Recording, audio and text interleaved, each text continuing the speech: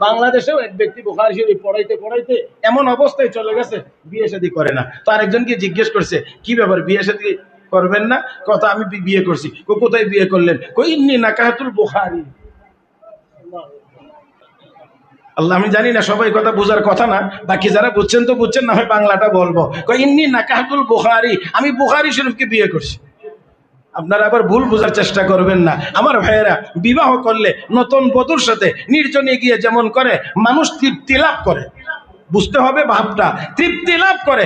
আমিও বুখারী শরীফ পড়ে এবং পড়ায়া সেই তৃপ্তি লাভ করি, যার কারণে বুখারীর মজা এত বেশি যে আমার বিবাহের মজা অন্তরে জাগে না। কয়েকটি কথা পবিত্র কোরআনুল কারীমের এক সূরার প্রথম আয়াতের প্রথম অংশ আপনাদের খেদমতে তেলাওয়াত করেছি। আয়াতে কারিমার সাথে প্রসিদ্ধ একখানা হাদিস, ছোট্ট হাদিস আপনাদের খেদমতে পড়েছি। আয়াতের অংশ এবং হাদিস শরীফকে সামনে রেখে কয়েকটি কথা বলবো বলে আশা করছি। আল্লাহ যেন বলবার, শুনবার, বুঝবার এবং আমল করার তৌফিক দান করেন। মহব্বতের সাথে সবাই বলি আমিন। প্যারে হাজিরিন, আল্লাহ রাব্বুল আলামিন লক্ষাধিক নবী রাসূল দুনিয়াতে প্রেরণ করেছিলেন দুনিয়ার মানুষের হেদায়েতের জন্য। সবাই আমরা জানি নবী পাঠান আল্লাহ, সবাই আল্লাহর পক্ষ থেকে প্রেরিত হয়ে দুনিয়াতে এসেছেন দুনিয়ার মানুষকে সঠিক জিনিস জানাইবার জন্যে, বুঝাইবার জন্যে, শিখাইবার জন্যে। আরো যদি একেবারে সহজ এবং ডাইরেক্ট বলি, মানুষকে জান্নাতে নেওয়ার জন্যে, মানুষকে জান্নাতমুখী করার জন্য আল্লাহ রাব্বুল আলামিন নবী রাসূল দুনিয়াতে প্রেরণ করেছেন। সকল নবীরা এসে মানুষদেরকে এক আল্লাহর পথে আহ্বান করেছেন, জান্নাতের পথে আহ্বান করেছেন। যেই জান্নাতের পথে মানুষ যদি পরিচালিত হয়, নিজের জীবনটাকে জান্নাতের পথে পরিচালনা করে, তাহলে দুনিয়ার জীবনটা অটোমেটিকলি সুন্দর হবে এবং শান্তিময় হবে। আমরা জান্নাতের পথে চলি না বিধায় দুনিয়ার জীবনটাও অশান্তিতে ভরে গেছে। আমার কথা বুঝতে অসুবিধা হয় না তো? হ্যাঁ, শুধুমাত্র একটা কথা মনে রাখতে হবে, শুধুমাত্র দুনিয়ার পিছনে দৌড়াইলে দুনিয়া হয়তোবা জমা করা যাবে, 1000 কোটি টাকার মালিক হওয়া যাবে, কিন্তু শুধুমাত্র দুনিয়ামুখী হওয়ার দ্বারা কোনো মানুষ কোনোদিন শান্তি অর্জন করতে পারে না, পারবেও না।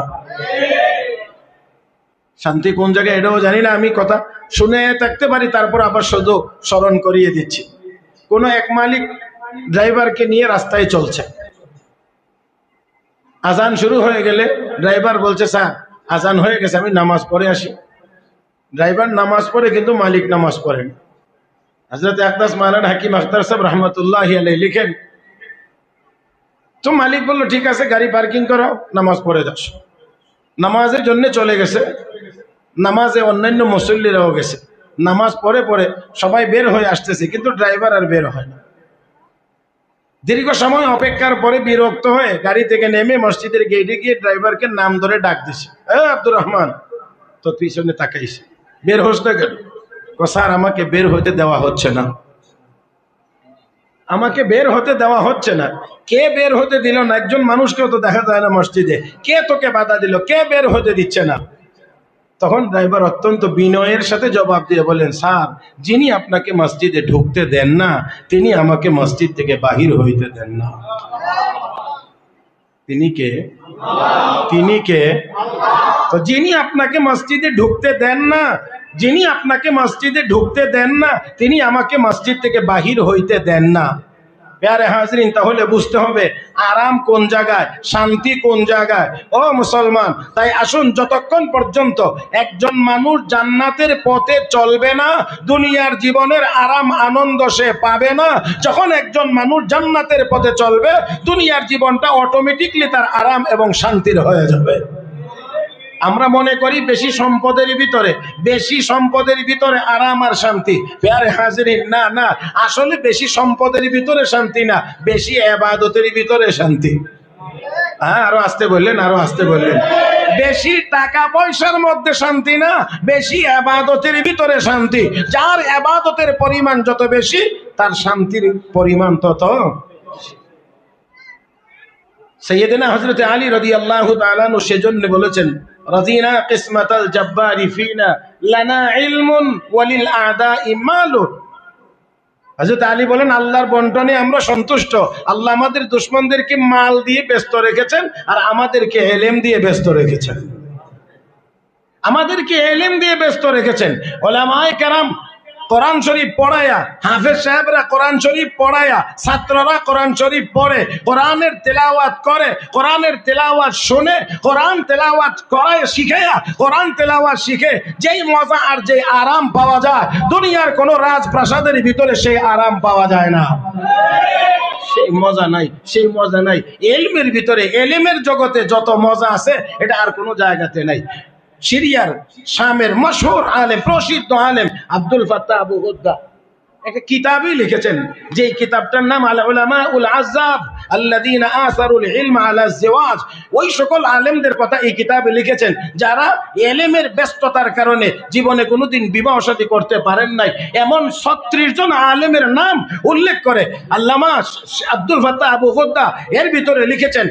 মুসলিম শরীফের ব্যাখ্যাকার ইমাম নববী রাহমাতুল্লাহি আলাইহি তিনিও এলেমের স্বাদ এত পেয়েছিলেন যেই স্বাদের কারণে জীবনে বিবাহ করতে পারে নাই। শাইখুল ইসলাম আল্লামা ইবনে তাইমিয়ার মতো এত বড় ব্যক্তি যার জীবনে শুধু এলেমের খেদমত করতে করতে বিবাহ করার সুযোগ লাভ করতে পারেন। মজা কোন জায়গায়?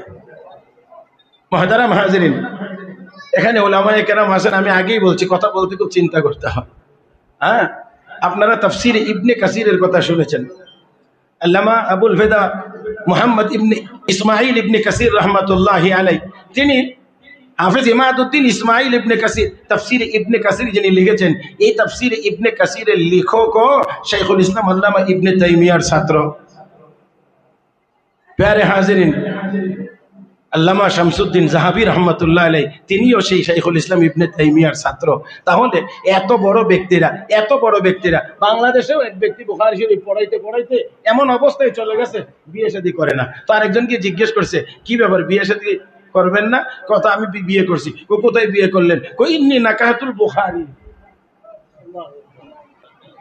আল্লাহ, আমি জানি না সবাই কথা বোঝার কথা না, বাকি যারা বুঝছেন তো বুঝছেন, না হয় বাংলাটা বলবো। কই ইন্নী নাকাহাতুল বুখারী, আমি বুখারী শরীফকে বিয়ে করছি। আপনারা আবার ভুল বোঝার চেষ্টা করবেন না। আমার ভাইয়েরা, বিবাহ করলে নতুন বধূর সাথে নির্জনে গিয়ে যেমন করে মানুষ তৃপ্তি লাভ করে, বুঝতে হবে ভাবটা, তৃপ্তি লাভ করে। আমিও বুখারী শরীফ পড়ে এবং পড়ায়া সেই তৃপ্তি লাভ করি, যার কারণে বুখারীর মজা এত বেশি যে আমার বিবাহের মজা অন্তরে জাগে না। আল্লাহ আমাদেরকে বুঝার তৌফিক দান করুন। আয়াত তেলাওয়াত করেছি, আয়াতে আল্লাহ রাব্বুল আলামিন বলেন, কিতাবুন আনজালনাহু ইলাইকা, হাবিব আপনার উপরে এমন একটি কিতাব নাজিল করেছি। আপনারা কি আওয়াজ করে জবাব দিতে পারবেন নবীর উপরে আল্লাহ কোন কিতাবটি নাজিল করেছিলেন? মাশাআল্লাহ, বলেন, আরেকবার বলেন দেখি, কোন কিতাব? কোরআন। কোরআন, এই কোরআনই হলো সর্বশেষ আসমানি কিতাব এবং সর্বশ্রেষ্ঠ আসমানি কিতাব। মনে রাখতে হবে, সর্বশেষ ও সর্বশ্রেষ্ঠ।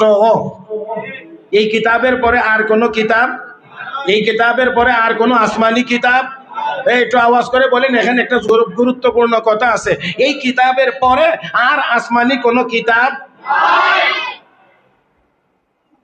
আমার ভাইয়েরা, যেহেতু আসমানি কোনো কিতাব এই কিতাবের পরে নাই, তাহলে এটাও মনে রাখতে হবে, এই কিতাব যেই নবীর উপরে নাজিল হয়েছে, এই নবীর পরেও আর কোন নবী।